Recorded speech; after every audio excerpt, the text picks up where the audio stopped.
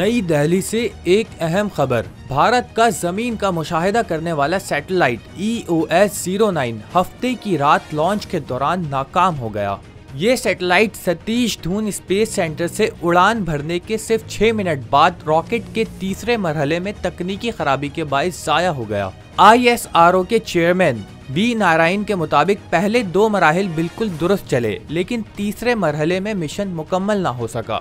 EOS-09 एक radar satellite था जो दिन रात और खराब मौसम में भी जमीन की निगरानी कर सकता था। यह सैटेलाइट खास तौर पर पाकिस्तान और चीन के साथ सरहदी सूरत हाल के पेश नज़र अहम समझा जा रहा था।